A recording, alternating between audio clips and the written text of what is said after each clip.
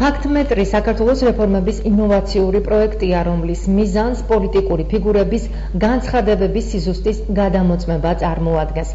ტელეჟურნალში პერმანენტულად გთავაზობთ ფაქტმეტრის კვლევების მიხედვით მომზადებულ სიუჟეტებს.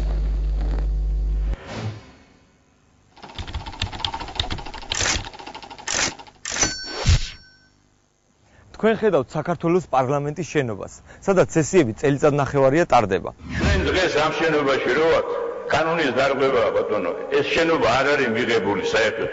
არ არის გავლილი ის პროცედურები, რომელიც უნდა მიიღოს ყველა დამთავრებულმა ობიექტმა. ფაქტმეტრის დასკვნით დეპუტატ გოგი თოფაძის ეს განცხადება არის სიმართლე. საქართველოს მთავრობის დადგენილებით შენობა ნაგებობები 5 კლასად იყოფა. პარლამენტის შენობა მე-5 კლასის შენობას განეკუთვნება, რომელშიც განსაკუთრებული მნიშვნელობის ნაგებობები ერთიანდებიან და მშენებლობისთვის სპეციალურ ნებართვას საჭიროებენ. ამ ნებართვას ეკონომიკის სამინისტროში შემავალი ტექნიკური და სამშენებლო ზედამხედველობის სააგენტო გასცემს. განსაკუთრებული მნიშვნელობის ობიექტების მშენებლობის ნებართვის გაცემა 3 ეტაპს მოიცავს. პირველი, მიწის ნაკვეთის სამშენებლოდ გამოყენების პირობების დამტკიცება. მეორე, პროექტის შეთანხმება და მესამე, მშენებლობის ნებართვის გაცემა. პარლამენტის შენობას ზემოთ ჩამოთვლილი ეტაპები უნდა გაევლო და შესაბამისი ნებართვა მიეღო. ამის შემდეგ 1 წლის განმავლობაში უნდა შესულიყო პარლამენტის შენობა ექსპლუატაციაში. ქუთაისის პარლამენტის მშენებლობის დამკვეთმა სახელმწიფო მომსახურების ბიურომ ქუთაისში საქართველოს პარლამენტის კომპლექსში შემავალი შენობების საპროექტო დოკუმენტაცია ტექნიკურ და სამშენებლო ზედამხედველობის სააგენტოს 2013 წლის 19 ნოემბერს წარუდგინა, რაზეც თანხმობა 2013 წლის 28 ნოემბერს მიიღო. ამ დროისათვის პარლამენტის შენობა ოფიციალურად წელიწადზე მეტი ხნის გახსნილი იყო. სახელმწიფო მომსახურების ბიურო უნებართო მშენებლობისათვის 27,000 ლარით დაჯარიმდა. პარლამენტარებმა წელიწადზე მეტხანს უნებართოდ აგებულ შენობაში იმუშავეს, თუმცა მათთვის ამათ დისკომფორტი არც აქამდე შეუქმნია და ისინი მუშაობას დღესაც ჩვეულ რეჟიმში განაგრძობენ. ძალიან ხომ გამოუწოთ მიკროფონი. ძალიან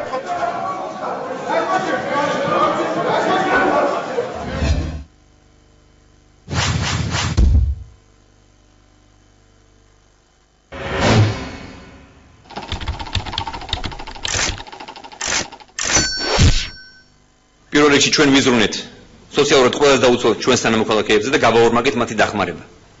ჯანდაცვა ხელმისაწვდომი გახდა ყველასათვის.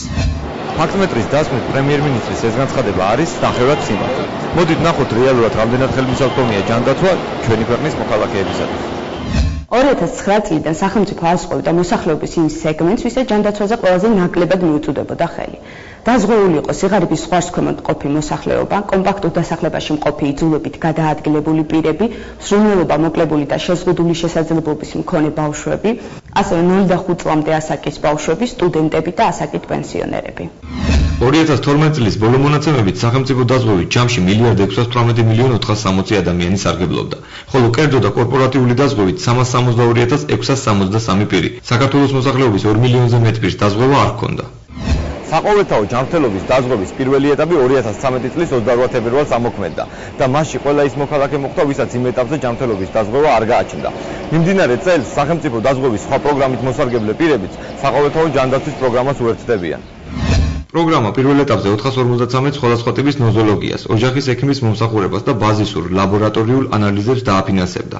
2013 წლის 1 ივლისიდან საყოველთაო ჯანდაცვის მეორე ეტაპი ამოქმედდა და მას გეგმიური ქირურგიული ოპერაციები, ონკოლოგიური დაავადებების მკურნალობა და მშობიარობის ხარჯების დაფინანსება დაემატა. თუმცა საყოველთაო ჯანდაცვა სრულ დაფინანსებას არ გულისხმობს. ამასთან ერთად დაწესებულია თანხის წლიური ლიმიტები, მაგალითისათვის, გეგმიური ოპერაციები 70%, წლიური ლიმიტი 15,000 ლარი, ონკოლოგიური პაციენტების მკურნალობა 80%, წლიური ლიმიტი 12,000 ლარი, ფიზიოლოგიური მშობიარობა ლიმიტი 500 ლარი, საკეისრო კვეთა 800 ლარი. ამასთან ერთად საყოველთაო ჯანდაცვა არ ითვალისწინებს მედიკამენტებით უზრუნველყოფას. მაშინ როცა 2013 წლის იანვრის ჯანდაცვის სისტემის ეფექტურობის შეფასების ანგარიშის მიხედვით მოსახლეობის დანახარჯები მედიკამენტების ჯანდაცვისთვის გაღებული სახსრების თითქმის ნახევარს შეადგენდა.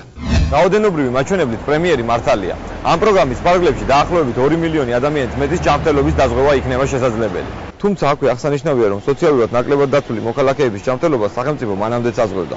პროგრამის ფარგლებში სახელმწიფოს მიერ გამოყოფილი თანხები ლიმიტირებულია და ის სრულად ვერ ფარავს სამედიცინო მომსახურების ხარჯებს. გარდა ამისა, ამ პროგრამის მედიკამენტების დაფინანსება საერთოდ არ არის გათვალისწინებული. მიუხედავად იმისა, რომ მოქალაქეებისათვის მკურნალობის ხარჯების ნახევარს სწორედ მედიკამენტები შეადგენს და სახელმწიფოს დახმარების გარეშე ეს მათთვის კვლავ დიდ პირთად რჩება.